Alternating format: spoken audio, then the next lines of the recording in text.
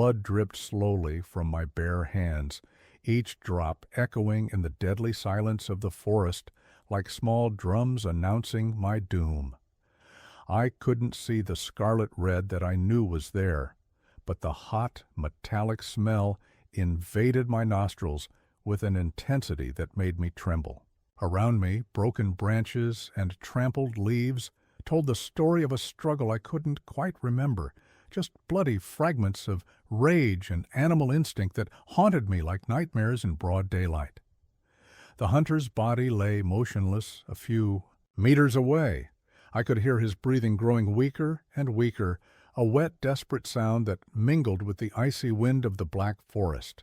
My fangs still throbbed with the pain of sudden growth, and the dark hairs that had sprouted on my arms during the partial transformation slowly began to recede beneath my skin.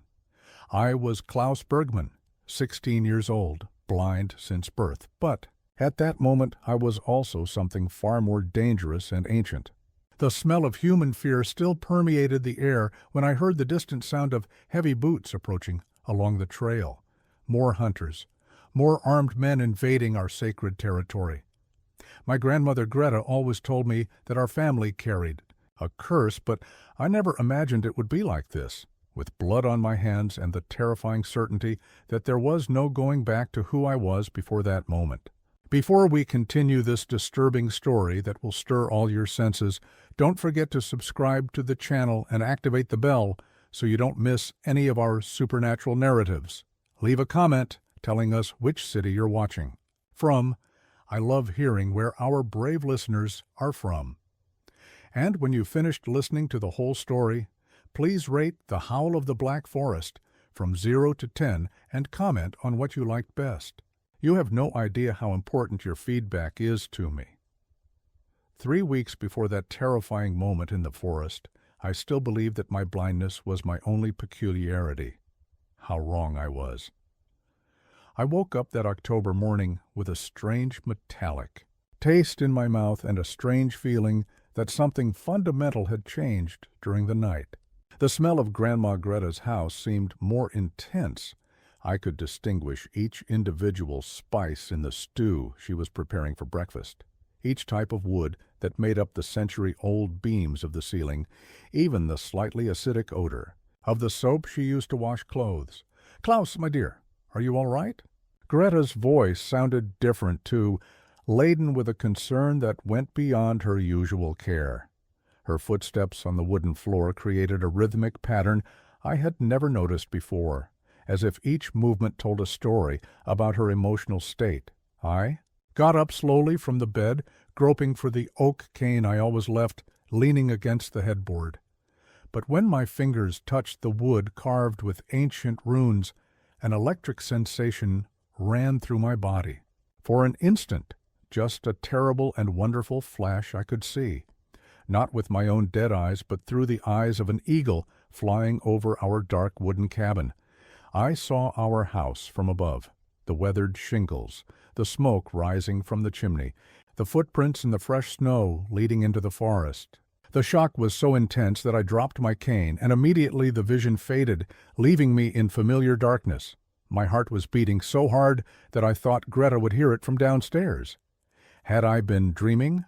Was my mind beginning to hallucinate to compensate for my blindness? I descended the creaky wooden stairs, each step familiar beneath my bare feet.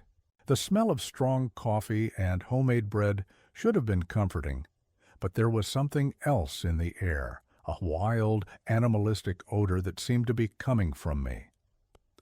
When I reached the kitchen, Greta stopped stirring the porridge and turned toward me with a speed that betrayed her anxiety. It happened, didn't it? Her voice was low, almost a whisper, laden with a fear she was trying to hide. "I can smell it on you, Klaus. You changed during the night." I sat down at the oak table my great-grandfather had built with his own hands, running my fingers over the familiar carvings in the wood. "Grandma, I saw something. I don't know how to explain it, but for a moment I could see our house through the eyes of a bird." My voice was shaky, and I hated showing such vulnerability. The silence that followed was as heavy as the air before a storm. I heard Greta approach slowly, her footsteps more careful than usual. When she sat down in the chair next to me, the smell of medicinal herbs and protective amulets she always carried was stronger, mixed with something I identified as genuine fear. "My dear boy," she began, her voice laden with an ancestral sadness, "the time has come to talk about our family, about the blood that runs through your veins and the secrets I have kept to protect you." Her hands, wrinkled but still strong, held mine tightly. I could feel the small calluses from decades of working in the forest and also the almost imperceptible tremor she was trying to control. "The Bergmanns are no ordinary family, Klaus. We carry the weight of a curse that has been passed down from father to son for over 300 years. The world around me seemed to stop. I had always known there was something strange about our lineage. The whispered stories in the village about my great-grandfather, who disappeared in the mountains. The strange looks people gave me when they found out my last name. The way Greta always avoided talking about the men in our family. But an actual curse?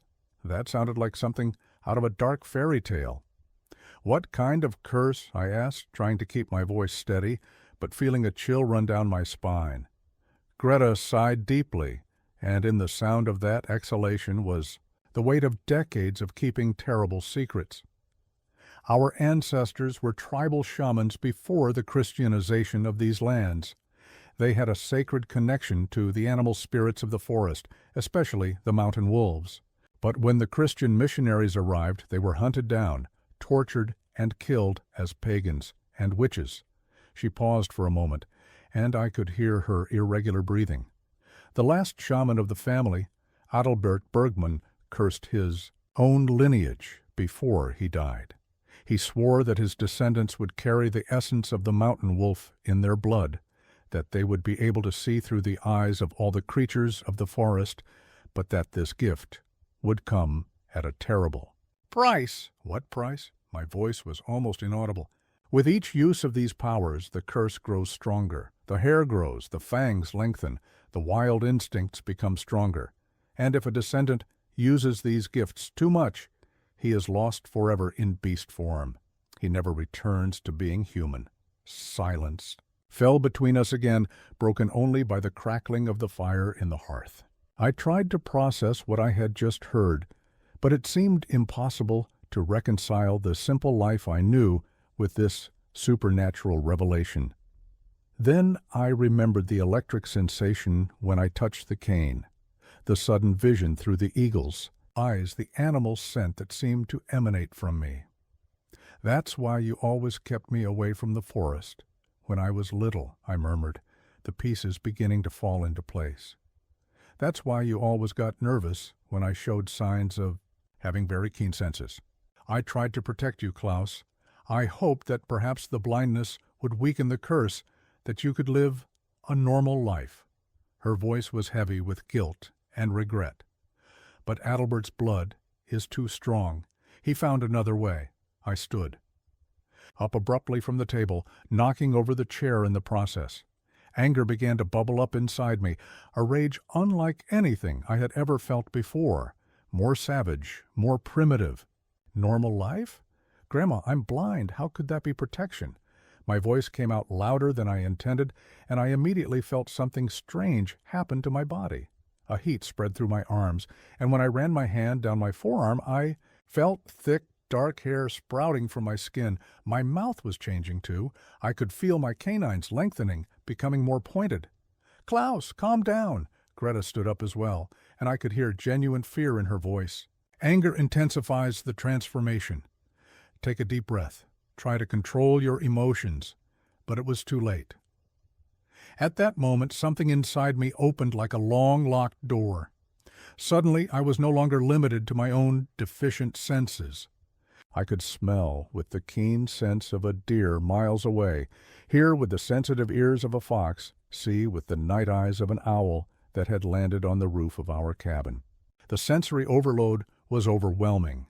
Hundreds of different sensory experiences bombarded my mind simultaneously. The smell of carrion attracting crows, the sound of small rodents scurrying under the snow, the thermal vision of predators searching for prey. It was as if the entire forest had become an extension of my own body. I screamed in pain and confusion, falling to my knees on the cold kitchen floor. Greta was by my side immediately, her hands touching my face as she whispered words in archaic German that I couldn't understand, but which somehow calmed the sensory storm in my mind. Gradually, the sensations became more manageable. I could still feel the presence of all the animals around me, but I was no longer being overwhelmed by their perception. It was like learning to focus on a specific conversation amid the noise of a crowd. "What's happening to me?" I asked, my voice hoarse from screaming. Greta continued to stroke my hair, her fingers trembling slightly. "You are awakening, my dear. The ancestral powers are manifesting themselves. But Klaus, you must understand, every time you use these gifts, you will become a little less human and a little more wolf. That is why I keep those jars in the basement." "What jars?" A long, heavy silence fell before she answered. "The canine teeth of every Bergmann man who has been lost to the curse in the last 300 years. 23 jars, Klaus. 23 of your ancestors who never managed to resist the call of the beast within." The reality of those words hit me like a punch in the stomach. This wasn't just a family history, it was a pattern, an inevitability. Was I destined to become another jar in Greta's macabre collection? "Is there any way to break the curse?" I asked, already dreading the answer. "I've studied our lineage my entire life, Klaus. I've read every ancient document, practiced every protective ritual, tried every method I've come across." Her voice was heavy with despair. "Some managed to resist longer than others, but in the end, they all succumbed." At that moment, with supernatural powers pulsing through my blood and the terrible revelation echoing in my mind, I understood that my life had changed forever. I was no longer just Klaus, the blind boy from the Black Forest. I was the heir to an ancient curse, the next in line of a cursed bloodline, and every moment that passed brought me one step closer to an irreversible transformation. But a part of me, a wild, primitive part that was beginning to awaken, didn't see it as a curse.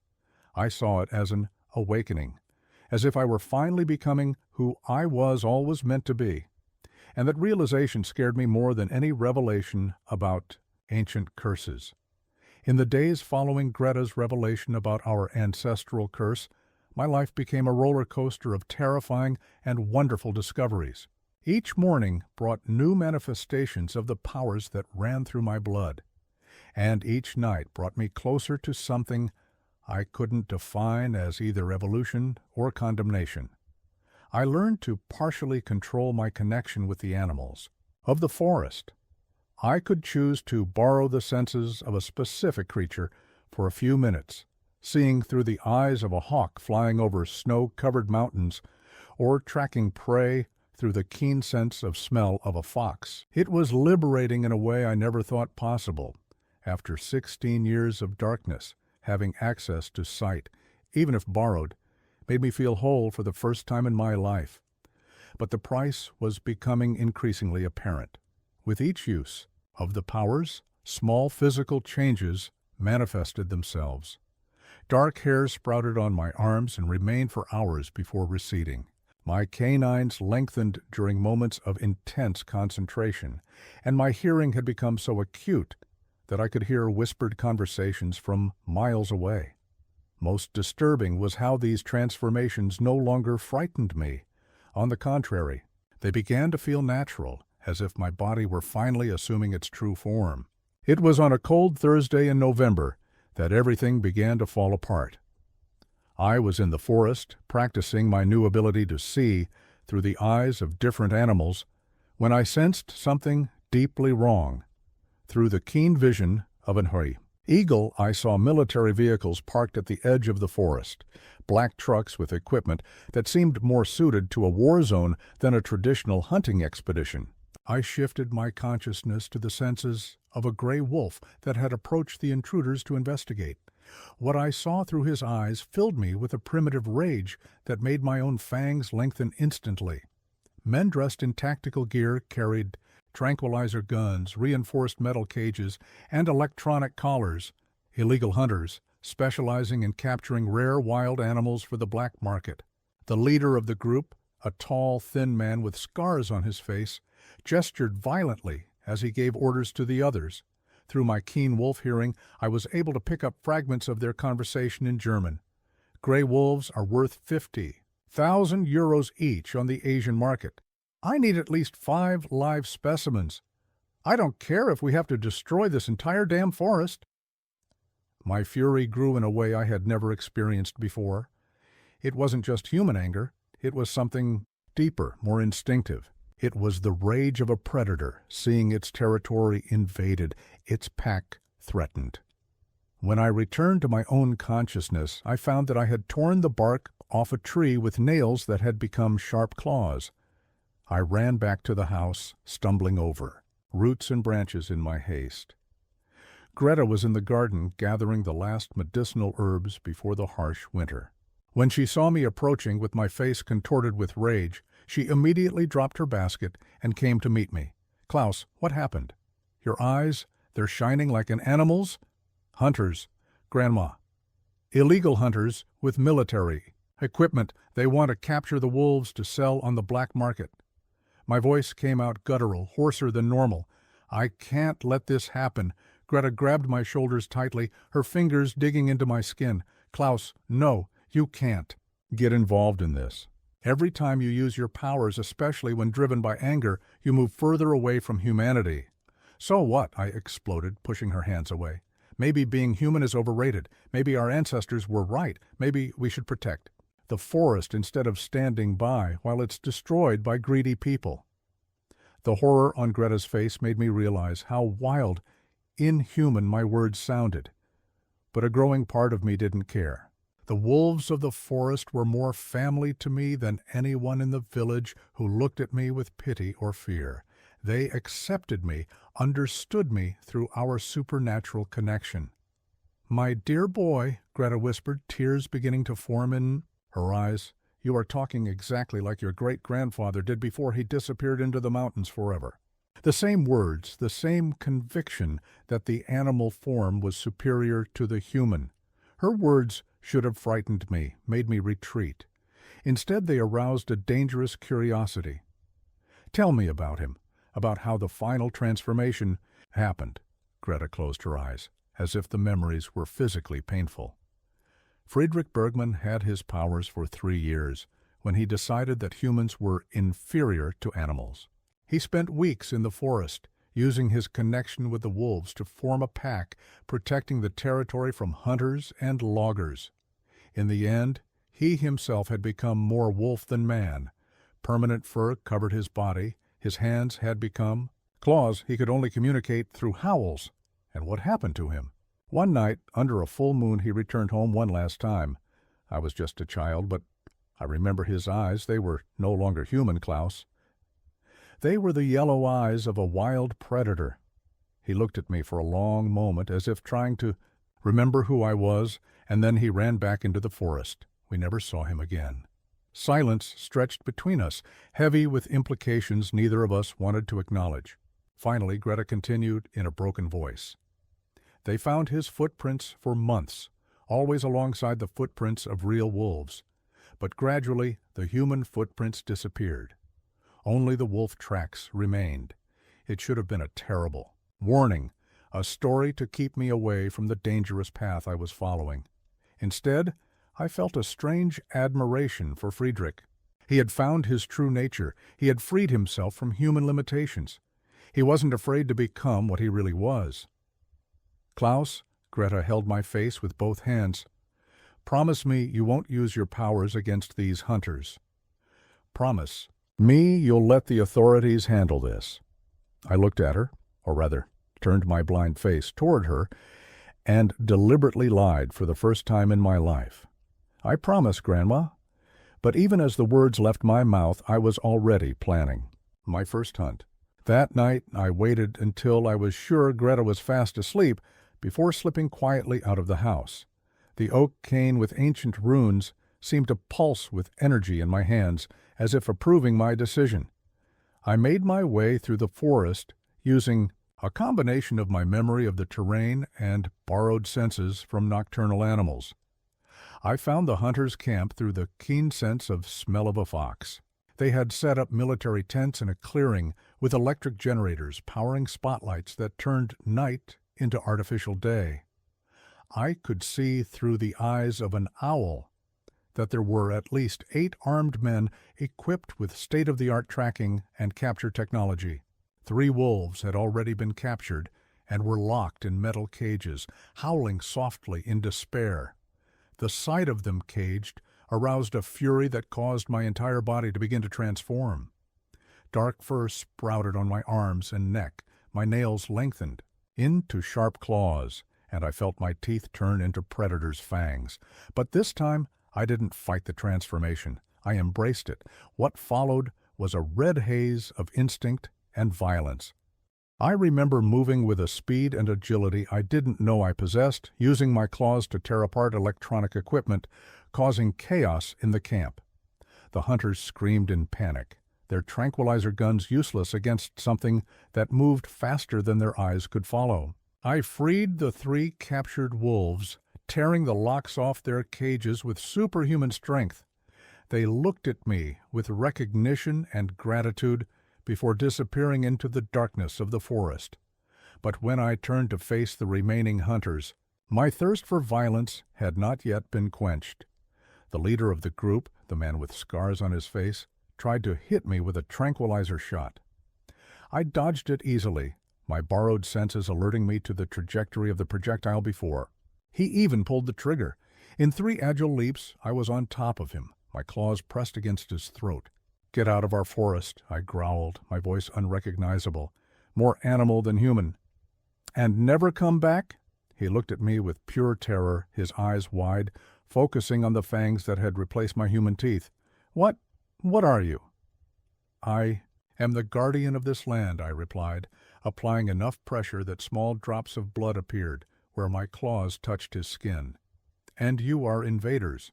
The other hunters had surrounded our position, their weapons pointed at me, but none of them dared to shoot for fear of hitting their leader.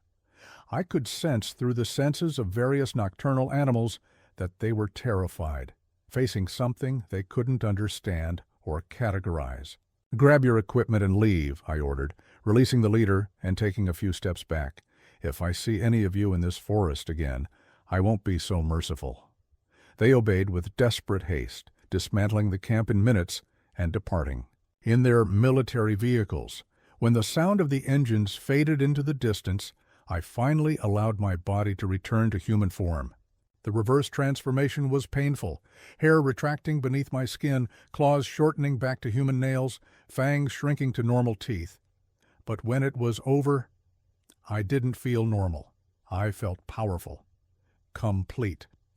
For the first time in my life, I had used my true nature to protect something that mattered. I didn't feel monstrous. I felt awake. The walk back home was unlike any walk I had ever taken. The animals of the forest approached me without fear, recognizing me as one of their own. Rabbits hopped alongside my feet, birds landed on my shoulders, and deep in the forest, I heard the low, respectful howl of a pack of wolves thanking me for freeing their brothers. When I got home, Greta was waiting in the kitchen, a cold cup of tea in her hands and silent tears streaming down her face. "I felt it through the birds," she whispered without looking at me. "I felt you changing, Klaus. I felt you choosing the animal side of your nature." I sat down at the table next to her, still feeling the energy of the transformation pulsing through my blood. "I saved 3 wolves, Grandma. I drove the hunters away. I protected our forest. And you lost another piece of your humanity in the process." She finally looked at me, and I could see the fear and sadness in her eyes. "Klaus, you don't understand. Every transformation leaves a permanent mark on your soul, and tonight you liked what you became." I couldn't deny it. I did like it. I liked the strength, the speed, the connection to my ancestral nature. I liked being something more than a blind, helpless boy. Maybe it's not as bad as you think, I murmured, knowing the words would cut her heart like a knife. Greta closed her eyes and sighed deeply. That's exactly what Friedrich said 60 years ago, word for word. And in that moment, sitting in the family kitchen with my terrified grandmother, I began to understand that maybe I wasn't fighting a curse. Maybe I was embracing my destiny. The weeks following the confrontation with the hunters brought about a rapid transformation that neither Greta nor I were prepared to face. My body was changing in increasingly permanent ways. Dark hair now covered my forearms constantly. My canines remained elongated even in moments of calm, and my posture had become more hunched, more predatory. But the most disturbing thing was how these changes didn't bother me. On the contrary, they made me feel more like myself than I had ever felt before. My connection with the animals of the forest had intensified to such an extent that I could maintain multiple visions simultaneously, seeing through the eyes of an eagle while hearing through the ears of a fox and feeling through the sense of smell of a deer. It was like having a network of sentinels covering miles of the Black Forest, alerting me to any suspicious movement. It was through this supernatural network that I discovered that the hunters hadn't given up completely. They had returned, but this time with a different approach.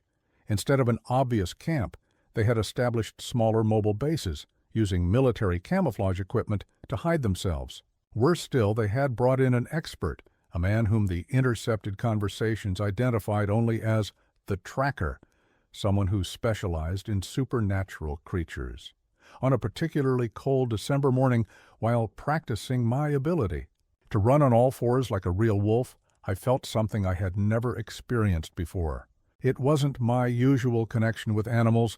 It was something deeper, more ancient. It was as if the forest itself was calling me, whispering secrets in a language that my cursed blood understood instinctively. I followed this call until I came to a cave I had never encountered before, hidden behind a frozen waterfall.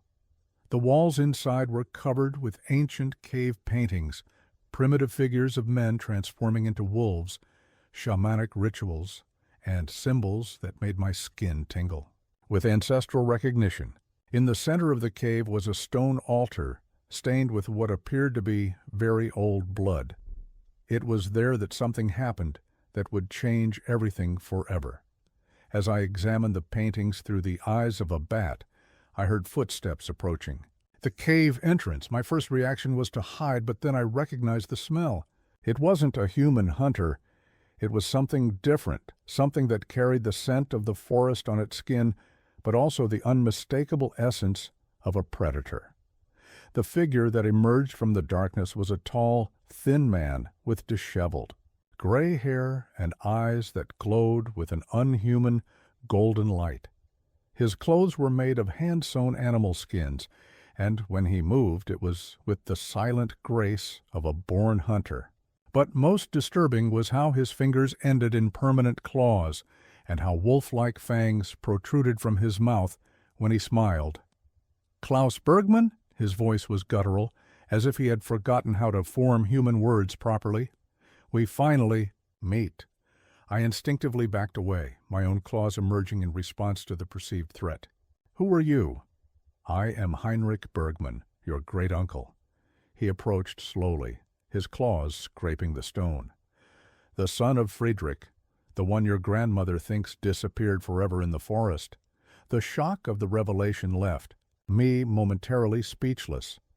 Greta had never mentioned that Friedrich had a son, let alone that this son was still alive, if that creature before me could still be considered alive in the human sense.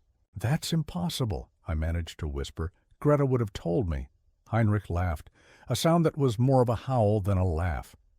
"Greta believes what she wants to believe. She thinks she managed to hide you from me, that by keeping you blind and ignorant of your true nature, she could break the cycle. But Adalbert's blood is too strong, boy. It finds its way." He gestured to the cave paintings around us. This is our ancestral sanctuary, Klaus. Here, our shaman ancestors performed the rituals of transformation. Here, they embraced their lupine nature completely. You're telling me that transformation is a choice? For some, yes. For others, it is an inevitability. His golden eyes studied me intently. But for you, Klaus, it is an opportunity. You have the purest blood of our line since Adalbert.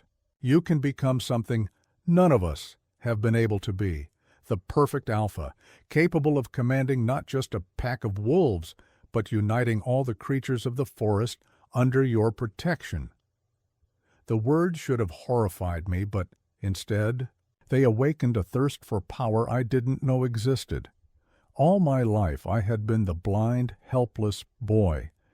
Now someone was offering me the chance to be the most powerful of an ancient line of supernatural predators. "What do you want from me?" I asked, trying to keep my voice steady.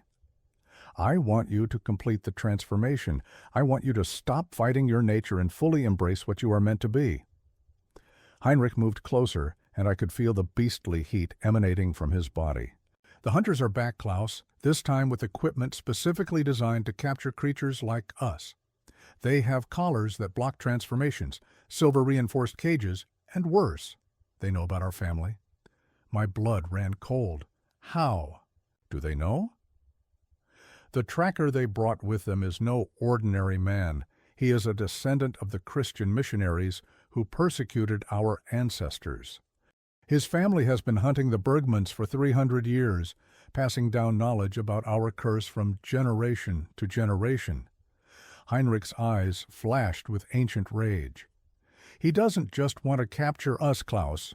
He wants to exterminate us completely. The revelation hit me like a punch in the stomach. We weren't just random targets. We were specific prey in a hunt that had lasted centuries. And now I was at the center of this ancient war. That's why you need to become what you truly are," Heinrich continued, his voice growing more persuasive. "Alone, we are vulnerable. But together, with you as our alpha, we can not only defend ourselves, we can reclaim our place as the true guardians of this forest." "United with whom?" Heinrich smiled, revealing fully developed fangs. "With the pack I've been gathering. For decades, other lost descendants of cursed bloodlines, creatures who were rejected by human society and found refuge in the forest. Some are like us, half human, half wolf. Others are different." He gestured, and from the depths of the cave emerged figures that made my heart race. They were clearly human once, but now... The first was a woman whose skin had fused with black feathers. Her eyes were those of a giant owl, and her hands ended in claws as sharp as razors. The second was a man who seemed to have merged with a bear. Thick fur covered his massive body. His arms were disproportionately long and powerful. "This is my pack," Heinrich said with paternal pride. "Refugees from other cursed families united under my leadership, but they need a true alpha, someone with the pure blood of the original shamans." The owl woman approached, her movements silent and predatory. When she spoke, her voice was a haunting whisper. "The boy has the right scent. Adalbert's blood runs strong in him." The bear man merely grunted in approval, his small, dark eyes sizing me up like a predator, sizing up potential prey or ally. "Join us, Klaus." Heinrich extended a clawed hand. "Stop pretending to be human and take your place as our leader. Together, we can turn this forest into a sanctuary for our kind, free from human interference and persecution." For a moment I was tempted. The idea of belonging to something, of having a family that accepted me completely for what I was becoming, was seductive. But then I remembered Greta, waiting at home, terrified that I would follow in the footsteps of our ancestors. I need to think about this," I said finally. Heinrich nodded, but his golden eyes didn't lose their predatory intensity. "Don't take too long, nephew. The hunters are closing in, and when they arrive it will be too late for choices. You will be with us, or you will be destroyed, along with the humans who reject you." He made another gesture, and his supernatural pack disappeared into the shadows of the cave as silently as it had appeared. Heinrich looked at me one last time before leaving. "The new moon is in 3 days, Klaus. That's when the hunters plan to make their final move. If you want to save your grandmother and protect this forest, you'll have to decide what you really are by then." And with those words, he too vanished, leaving me alone in the ancient cave with the cave paintings whispering secrets that my cursed blood yearned to understand. I returned home in a state of utter confusion. My conversation with Heinrich had changed everything, not only my understanding of the family curse, but the nature of the conflict I found myself in. It wasn't just about my personal transformation, but about a war between species that had been raging for centuries. When I entered the kitchen, Greta was sitting at the table with a cup of tea in her trembling hands and dried tears on her face. She looked up when she heard me, and what I saw there broke my heart. It was pure fear, not of me, but for me. "Klaus," her voice was hoarse from crying, "I felt you pulling away even more today. Through the birds, I could sense there were other supernatural presences near you." I sat down heavily in the chair across from her, trying to process everything I had discovered. "Grandma, you never told me that Friedrich had a son." Greta's face paled instantly. "Heinrich is dead, Klaus. He disappeared in the forest 40 years ago. He's not dead. He found me today." I told her about the encounter in the cave, about the supernatural pack, about the revelation that we were specific targets of an ancient hunt. When I finished, Greta was visibly shaking. "My God," she whispered, "I thought you were safe. I thought Heinrich had been lost completely to the animal form like Friedrich." "He wasn't lost, Grandma. He evolved." The words came out of my mouth before I could stop them, laden with an admiration that frightened me. "He created a family for creatures like us, a place where we can be who we really are." Greta looked at me with growing horror. "Klaus, you're talking like them now. Can't you hear it? Your own voice is changing, becoming more guttural, more animal." She was right. I could feel that my voice had taken on a lower, hoarser tone, more suited to howls than human words. But it didn't bother me anymore. "Maybe it's time to stop fighting what I am," I said, rising from the table. "Maybe it's time to accept that the Bergmans weren't cursed. They were blessed." Greta's anguished cry echoed through the house as I left, walking back to the forest where my true family awaited me. The new moon was approaching, and I had a decision to make, a decision that would determine not only my own fate, but the future of all supernatural beings who called the Black Forest home.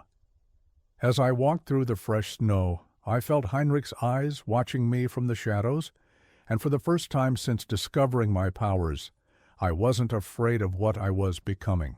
I was afraid of what I might lose if I chose to remain human. The new moon arrived accompanied by a snowstorm that transformed the Black Forest into a silent white labyrinth. It was the perfect night for a hunt, or an ambush. I had spent the last 3 days in agonizing indecision, torn between the terrifying security Greta represented and the seductive freedom Heinrich offered. But when darkness fell over the mountains on that fateful night, I discovered that fate had made the choice for me. It all started with a scream. I was in the forest, practicing my partial transformation, when I sensed through my network of animal sentinels that something was terribly wrong. Military vehicles surrounded our house, men equipped with tactical armor and weapons that glinted with silver metal. Silver, the element our kind feared more than anything. Through the eyes of an owl, I saw Greta being dragged out of the house, her hands bound with handcuffs that seemed to radiate an energy that made my skin tingle even from a distance. The tracker was there, a tall, thin man with gray hair and a scar that cut across his face from his left eye to his chin. His clothes were adorned with ancient Christian symbols, and he carried a silver cross that glowed with an unnatural light. When he spoke, his voice cut through the night air like a cold blade. "Where is the boy witch?" he growled at Greta, his hand clenching the cross until his knuckles turned white. "Where is Adalbert's last spawn?" Greta spat blood from a broken lip, but her eyes remained defiant. He's not what you think he is. Klaus is a good boy, just a blind boy, trying to live a normal life." The tracker laughed, a sound that made me shiver to my bones. "Normal? Woman? I've tracked your family for 40 years. I saw the footprints he left in the forest, claw prints, not shoe prints. I found the bodies of my men, torn apart as if they were paper." He leaned closer to Greta, his voice becoming a venomous whisper. "Your grandson hasn't been human for a long time." That's when I made my first fatal mistake. I let my anger get the better of me. The transformation that followed was more complete than anything I had ever experienced before. It wasn't just sprouting horns or elongating fangs. It was a total metamorphosis that made me feel as if my human skin was just a costume I was finally shedding. Muscles expanded, bones lengthened, senses sharpened to the point where I could hear the heartbeat of every man on our homestead. I ran through the forest on all fours faster than any natural wolf, leaving deep footprints in the snow that melted under the supernatural heat of my transformed body. When I emerged from the tree line, I was no longer Klaus Bergmann, the blind. Boy, I was something ancient and terrible, a fusion of man and predator that made the hunters instinctively retreat. "Let her go," I growled, my voice a guttural combination of human words and wolfish growls. "Now." The tracker smiled, revealing teeth that had been sharpened to points, a deliberate modification to resemble the fangs of the monsters he hunted. "Finally showing yourself, freak. 40 years I've waited for this moment." He gestured, and his men opened fire. But these weren't ordinary bullets. They were silver darts loaded with some kind of serum that made my skin burn where they hit me. The pain was unbearable, as if they were injecting liquid fire directly into my veins. I staggered, my borrowed animal vision beginning to fail as the serum invaded my system. "Colloidal silver mixed with holy water," the tracker explained casually as his men continued to fire. "A family recipe passed down from father to son for 300 years, specifically designed to neutralize your kind." I fell to my knees in the snow, feeling my lupine form being forced back into human appearance. But worse than the physical, pain was the horrible realization that I had been a fool. I had approached them like a rabid animal, without strategy, without thought, exactly as they had expected me to. "Klaus!" Greta's scream cut through the fog of pain clouding my mind. "Klaus, it was a trap. They knew you were coming." The tracker approached me, his heavy boots sinking into the snow-stained red with my blood. "Of course we knew. You beasts are all the same. Primitive, predictable, driven only by animal instinct." He crouched down beside me, his silver cross now inches from my face. "Your family has been doing the same thing for centuries. Rage, transformation, direct attack, capture." Through the pain and despair, a terrible realization formed. You've done this before, with your great-grandfather Friedrich, with your great-uncle Heinrich, with every male in your cursed bloodline." He smiled, and there was cruel satisfaction in his eyes. "Always the same strategy. Threaten the family, wait for you to come running like loyal dogs, then neutralize you with silver and holy water." "Heinrich," I managed to whisper through my bloodied lips. "You captured Heinrich. We captured him and experimented on him for decades. That's how we learned about your weaknesses, about how to break your transformations, about how to torture creatures like you until only the animal remains." The tracker raised his cross, and I could see symbols engraved in the silver that seemed to move in the moonlight. "Heinrich told us everything about you, boy, about your powers, about your connection to animals, about how you would eventually come looking for him." The world crumbled around me. Heinrich wasn't my savior, he was my tormentor.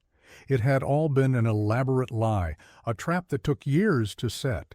The supernatural pact, the ancient cave, the offer of leadership, all designed to lure me away from the protection Greta had tried to build around me. Where is he?" I asked, though part of me already knew the answer. "Oh, Heinrich is still with us, very useful for attracting others of your kind." The tracker gestured, and 2 of his men dragged a broken figure out of the shadows. It was Heinrich, but not as I had known him. The proud, predatory man had been reduced to something pathetic and broken.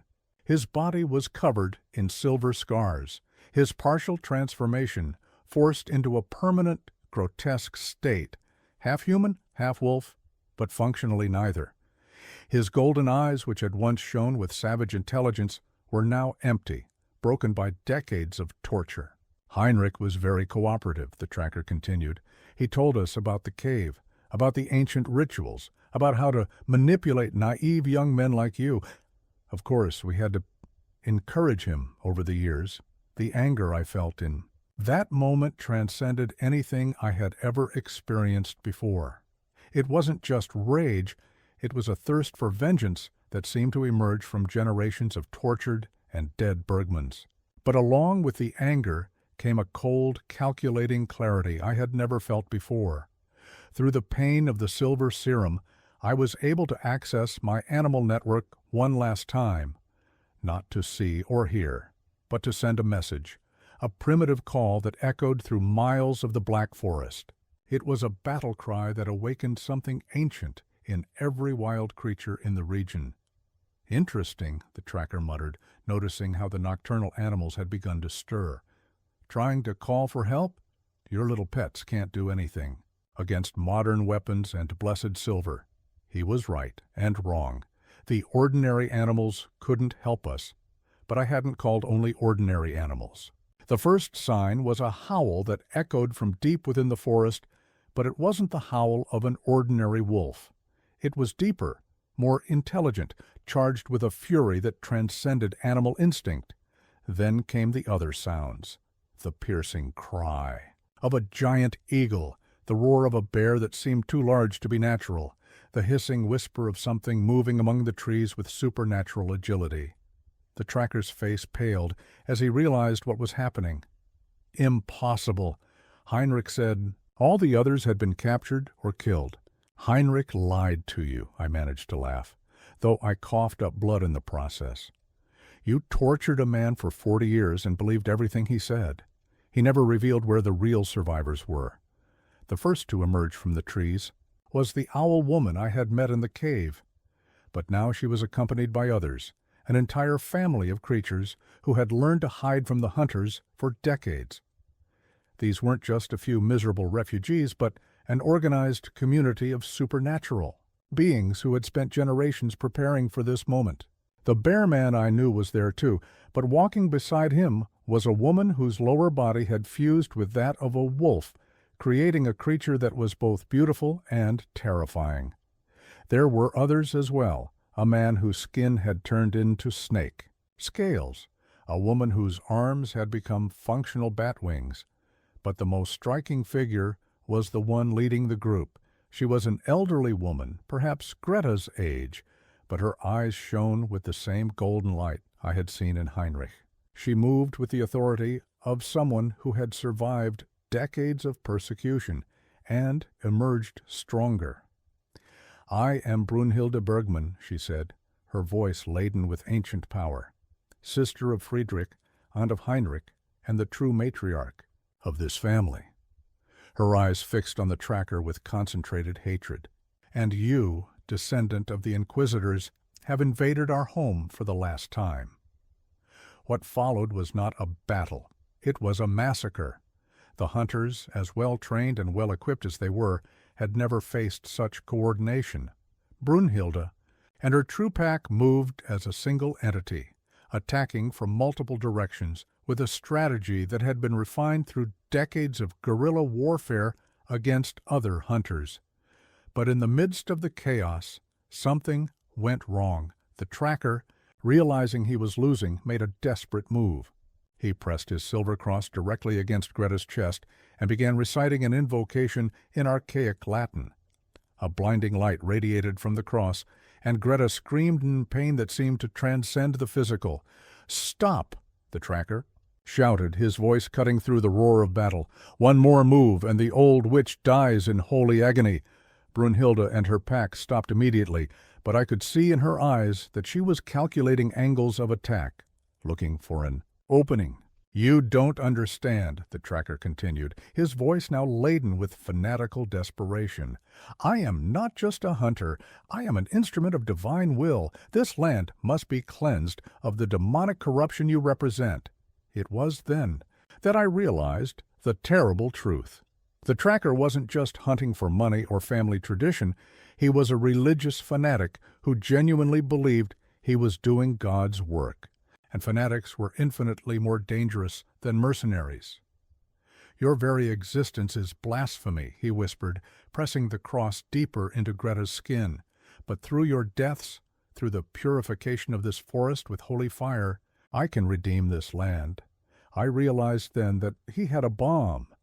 I could smell it with my keen sense of smell, military explosives mixed with molten silver and holy water, designed to create an explosion that would destroy not only our bodies, but our very supernatural essence. "He's going to blow us all up," I shouted to Brunhilde. "We have to get out of here." But before any of us could move, Greta did something that changed everything.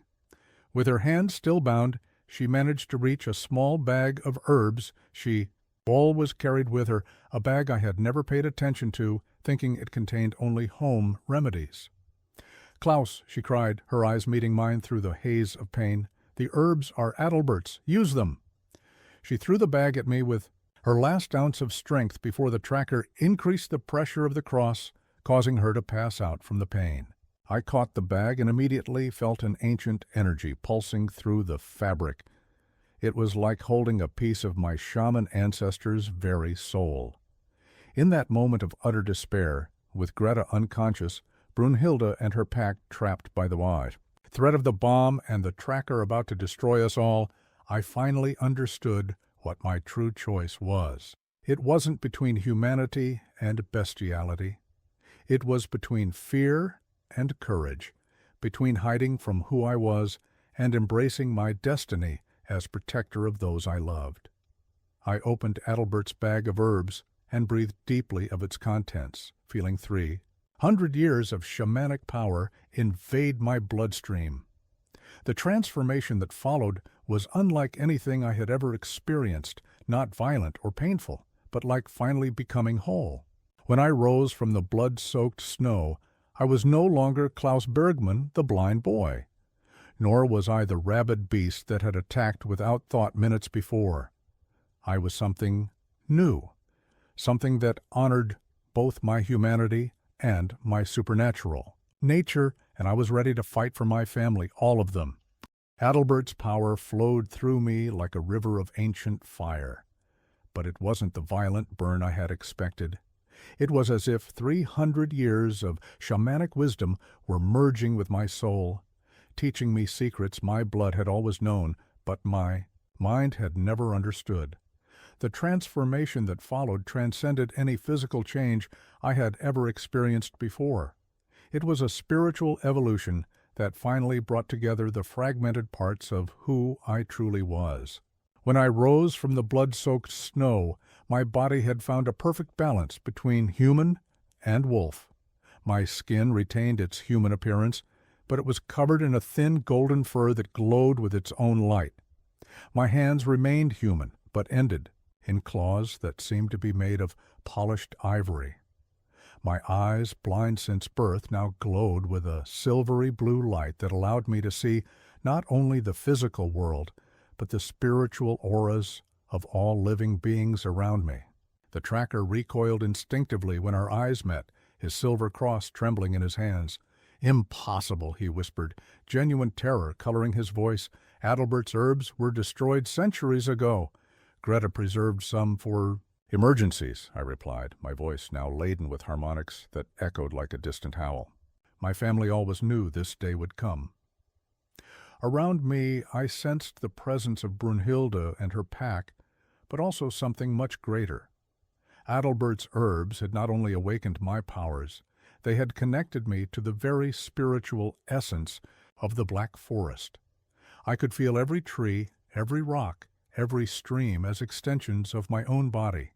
The entire forest had become my territory, and I had become its designated guardian. "You don't understand what you've awakened, fanatic," Brunhilde said, her voice heavy with reverence as she watched me. Klaus isn't just another cursed Bergmann.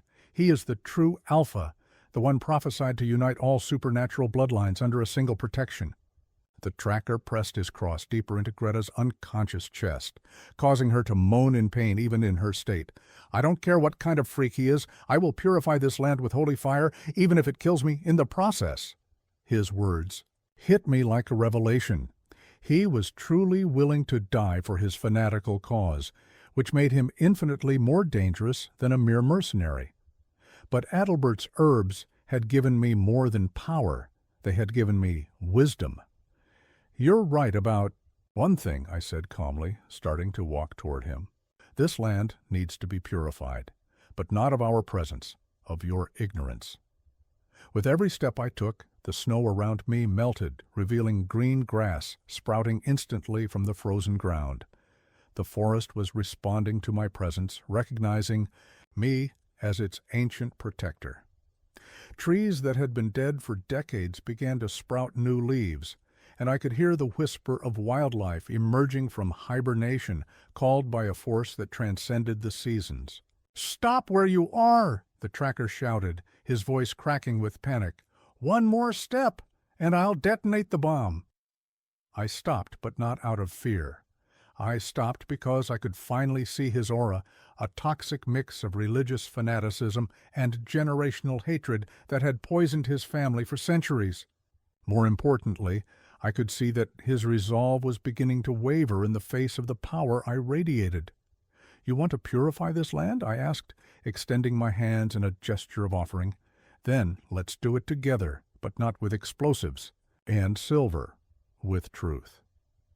I closed my eyes and tapped into a power I didn't even know I possessed. Through Adalbert's ancestral connection, I began to project memories, not just my own, but those of the entire Bergmann lineage. The tracker and his men were bombarded with visions of what really happened 300 years ago. They saw the original shamans not as beast-worshipping demons, but as healers and protectors who lived in harmony with nature. They saw the Christian missionaries not as holy saviors, but as invaders who destroyed an entire culture out of fear of what they did not understand. They saw Adalbert's curse not as an act of demonic malice, but as a desperate last resort to preserve the spiritual essence of his lineage. The visions were so intense that several of the hunters dropped their weapons, tears streaming down their faces as they realized the magnitude of the historical crimes their families had committed. But the tracker resisted, his fanaticism acting as a shield against the truth. "Lies!" he shouted, squeezing the bomb's detonator. "Demonic illusions to corrupt my faith." It was then that Greta regained consciousness. Her eyes slowly opened, and when she saw my transformed form, there was no fear in her gaze, only love and recognition. "My dear boy," she whispered, her voice weak but filled with maternal pride, "you have finally found your way." "Grandma," I murmured, feeling tears stream down my transformed face. "I'm sorry for everything I said, for doubting your love, for thinking you were trying to limit me." "You have nothing to apologize for, Klaus. I always knew this day would come. That's why I preserved Adalbert's herbs. That's why I spent my life studying our lineage." She managed to smile even with the cross pressed against her chest. "You are not a curse, my dear. You are our family's redemption." The tracker was about to press the detonator when something unexpected happened. Heinrich, who had remained motionless and broken throughout the confrontation, suddenly raised his head. His empty eyes flashed with a glimmer of his former intelligence, as if Adalbert's projected memories had awakened something in his tortured mind. "Klaus," he murmured, his voice hoarse from decades of screaming. "The boy! He did it! He broke the cycle!" With a movement no one expected, Heinrich lunged at the tracker. Decades of torture had left his body broken, but they had not completely destroyed his determination to protect his family. They fought for the detonator, and for a terrible moment I thought the bomb would explode and destroy us all. But at that critical moment, my new nature took control. I didn't run toward them or try to physically intervene. Instead, I extended my consciousness throughout the black forest, connecting with every form of life, every ancestral spirit, every fragment of natural energy. "Forest," I whispered, my voice echoing through miles of trees and mountains. "Protect his family." The response was immediate and overwhelming. Roots emerged from the frozen ground, growing with supernatural speed to wrap themselves around the bomb, creating an organic barrier that would contain the explosion. Branches from nearby trees extended to separate Heinrich and the tracker, holding them gently but firmly. The very earth beneath our feet began to glow with a soft golden light. The tracker looked around in absolute terror, finally understanding that he was not facing only supernatural creatures, but the very life force of the forest. This is the work of the devil?" "No," said Brunhilde, approaching him with an expression of genuine pity. "This is the work of nature protecting its children, something your family forgot long ago."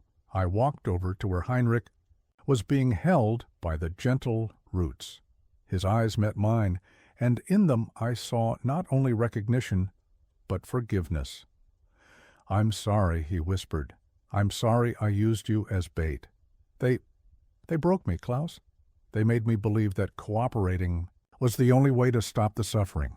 I placed my transformed hand on his scarred face. "You did what you had to do to survive, Uncle. There is nothing to forgive."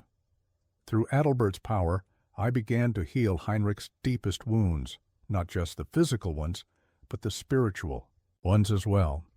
Decades of trauma began to dissipate like mist in the morning sun. I couldn't completely restore what had been broken, but I could give him peace. I then turned to the tracker, who was now trapped by the roots of the forest.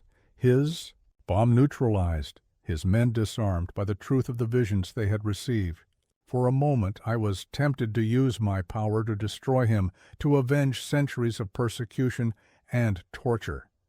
But Adalbert's herbs had taught me that revenge only perpetuated cycles of hatred. "You have a choice," I said to him, my voice echoing with ancient authority. "You can continue to live in hatred and ignorance, perpetuating a war that your ancestors began out of fear, or you can choose to understand, to accept that you have made terrible mistakes, and to help build peace between our peoples." "Never." He spat, fanaticism still shining in his eyes. "I would rather die than accept abominations like you." I sighed sadly. "Then you will live, but not as a hunter.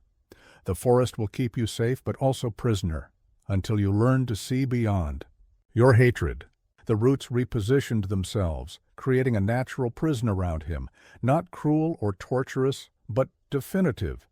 He would remain there, protected from the elements, but unable to do harm, until his mind found peace. With the tracker neutralized, I turned my attention back to Greta. She sat in the snow watching my transformed form with a mixture of pride and melancholy. "Grandma," I said, kneeling beside her, "I'm still your Klaus. The transformation hasn't changed who I am inside." She caressed my face, her fingers tracing the subtle changes in my appearance. "I know, my dear, but I also know that you can no longer live as you did before. You have responsibilities now, to the forest, to our extended family, to all the supernatural beings who will seek your protection." I looked around at Brunhilde and her pack, at Heinrich, who was being healed by the energies of the forest, at the hunters who had laid down their weapons in favor of understanding. A new family was forming, one based not only on blood, but on mutual acceptance and shared protection. "Does this mean you'll come with us?" I asked Greta. She smiled but shook her head. "My place is here, maintaining the bridge between the human world and the supernatural. Someone needs to ensure that today's lessons are not forgotten." She looked at the former hunters who were helping each other process the revelations they had received. "And someone needs to help those who are ready to choose a different path." In the months following that transformative night, a new order emerged in the Black Forest. Using my connection to the land, I created a sanctuary where supernatural beings of all lineages could find refuge and acceptance. Brunhilde became my advisor. Heinrich found peace caring for other traumatized survivors, and gradually others like us came seeking protection. But perhaps the most surprising change was how some of the former hunters chose to stay. Confronted with the truth about their family history and the reality of the beings they had once hunted, several of them decided to dedicate their lives to protecting rather than destroying. They became human guardians of our sanctuary, creating a bridge between our two worlds. Greta kept her word, establishing a school in the nearest village where she taught about coexistence between humans and supernatural beings. It was delicate work, carried out in secret, but gradually changing the minds of a generation that would grow up knowing that the other was not necessarily the enemy. On full moon nights, I would climb to the top of the highest mountain in the Black Forest and look out over our expanding domain. Through the eyes of eagles and owls, I could see for miles families of wolves running free, supernatural creatures living without fear, former hunters working side by side with those they once hunted. My human blindness had been cured, but more importantly, my spiritual vision had expanded beyond anything I had ever imagined possible. I could see the invisible connections between all living things, understand how every action influenced the greater balance of life. One night, almost a year after the transformation, Heinrich approached me during one of my mountain vigils. "Any regrets?" he asked, his own appearance now restored to a healthy balance between human and wolf. I looked up at the stars shining over our protected forest, listening to the distant sound of laughter, both human and non-human, echoing through the trees. "None," I replied honestly. I spent 16 years thinking that my blindness limited me, that I was less than others because of my disabilities. Now I understand that blindness taught me to see with more than just my eyes. Heinrich nodded thoughtfully. "And humanity? Do you miss it?" I smiled, watching my breath create little clouds in the cold night air. "I've discovered that humanity has nothing to do with the shape of your body or the nature of your powers. It has to do with how you choose to treat others, how you protect those you love, how you build bridges instead of walls." At that moment, I sensed Greta approaching along the mountain trail. Even at 68, she insisted on making the hike once a month to visit us. I descended to meet her, and when she embraced me, there was no fear in her touch, only infinite pride. "How are things in the village?" I asked. "Slowly changing," she replied. 3 families have brought children who show supernatural abilities. Instead of hiding them or trying to suppress them, they asked for my help in understanding them. Her eyes sparkled with satisfaction. A new generation is growing up that sees differences as gifts, not curses. As we walked back to the heart of our sanctuary, we passed groups of our residents. A family of raven shapeshifters was teaching their children to fly. Former hunters shared forest survival techniques with teenage wolves. Brunhilde led a healing circle where traumatized beings of various species found mutual support. It was an imperfect world, still full of challenges and external dangers. But it was a world where I finally belonged completely, where my dual nature was not a division to be resolved, but a strength to be celebrated. That night, as I prepared for sleep in the treehouse I had built, I reflected on the journey that had brought me there, from a blind and confused boy to the protector of an entire community of outcasts and misunderstood beings. The howl that emerged from my throat that night was not one of sadness or loneliness, like the howls that had echoed through generations of tortured Bergmans. It was a song of celebration, of belonging, of a home finally found, and in response, hundreds of voices joined mine, natural and supernatural wolves, humans who had found a new family, creatures of all shapes and forms, imagining themselves united in a chorus that echoed through the Black Forest and beyond. We were no longer the cursed ones, we were the blessed ones, and our story was just beginning. If this story touched you in any way, Don't forget to like this video and subscribe to the Supernatural Youth channel for more stories that explore the deepest side of human and supernatural nature. And very important, leave a rating from 0 to 10 for this story in the comments. Your feedback is essential for me to continue creating content that really resonates with you until the next supernatural adventure.